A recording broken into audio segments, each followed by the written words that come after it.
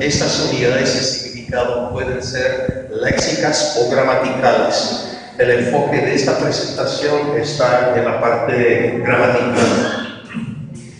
Y solamente quiero aclarar un poco, porque realmente no lo tengo aquí explicado, que por gramática yo entiendo relaciones estructurales tales como tiempo, modo, aspecto, persona, número, voz. Estos son los morfemas a los cuales me estaré refiriendo. Para comenzar, vamos a hablar un poco sobre metodología. Utilicé una composición oral guiada. La ventaja de este método es que facilita la comparación entre un número grande de hablantes. Hemos utilizando esta técnica aproximadamente 150 paraguayos en castellano y guaraní.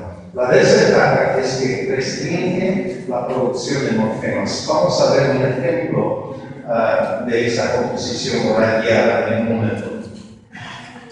Debido al hecho de que haya un solo tema, no surgen ejemplos de ciertos morfemas debido a la temática de la narración. Y esta es la lista de morfemas que no hemos documentado utilizando esta técnica. La E, prefijo imperativo, por ejemplo, eremígena, iyuge, la E. La na, que se llama, en cribochete canese, por ejemplo, utiliza el término rogativo.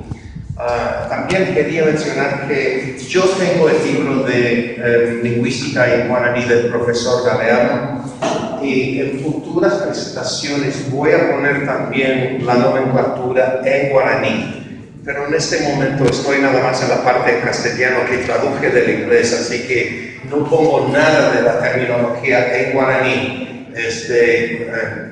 para esa presentación.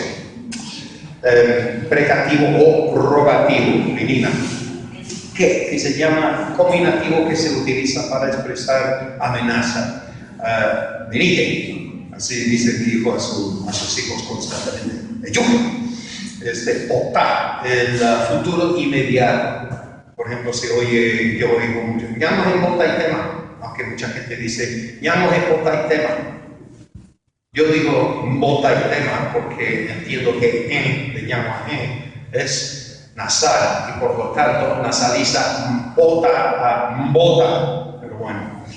Y mucha gente ya no nasaliza la última vocal de ñaguajé, dice ñaguajé en vez de ñaguajé, y por lo tanto dice ñaguajé botaitema en vez de decir ñaguajé botaitema. Pero bueno, no apareció ese futuro inmediato en nuestras narraciones. YP, el antelativo, no apareció. La T, optativo, que es otro tipo de imperativo, no aparece.